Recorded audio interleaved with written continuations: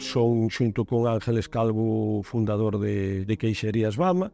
O proxecto Bama que hicer é unha misión clara, que é facer o millor Arzúa Ulloa e o millor Tetilla. Iso supón ter como horizonte sempre a calidad.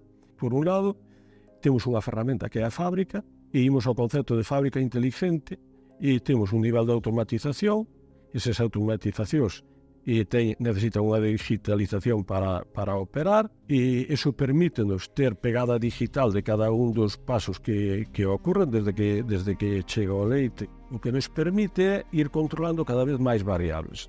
Entón, o noso objetivo non é tanto que o queixo saia sempre igual, senón que o queixo saia sempre ben, porque despois temos variables, traballamos en denominación de orixe, cheganos o leite todos os días, e cambia estacionalmente, cambia incluso por rutas e tal, e nós temos que ter en conta todas esas variables, e vanse generando uns algoritmos que nos permiten detectar anomalías, ter unha cantidad de datos ordenados para gestionar. Entón, quen ten que validar que cousas son pertinentes para que o queixo saia ben ou non saia ben, porque temos un aluvión de datos, é basicamente a xente de innovación e calidad. E nós entendemos a empresa como unha gran roda, unha engranaxe, e que ten un objetivo que nos producimos, ao fin e ao cabo, temos unha serie de ferramentas que son capital, personas, materias primas e enerxía, e con iso producimos un ben ou un servicio para o consumidor, que neste caso son dous tipos de queixo. E temos que conseguir que ese sea o mellor e o máis estable posible. Eu vexo un futuro moi prometedor a este proxecto. Mira, dentro do que é a economía circular, nós hasta ahora prácticamente só facemos queixo, non? Nós ao facer queixo e sacamos un subproduto que é o soro. O soro tamizámolo, pensábamos facer un queixo para mascotas, pero temos nos plans de millora que facemos desde o ano 18 para aquí, reducimos a cantidade de finos que salen no tamiz a mitad.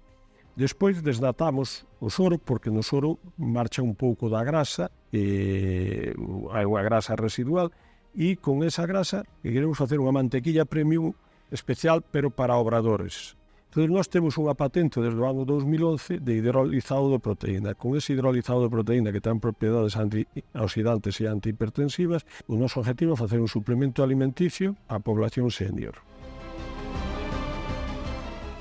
No que estamos traballando moito é no tema de reducir o consumo de auga, ser máis eficientes. E coa digitalización de procesos, na última revisión que fixemos, conseguimos reducir o consumo de auga a 54.000 litros diarios. Temos tecnología suficiente para que as actividades industriales sean compatibles co medio ambiente.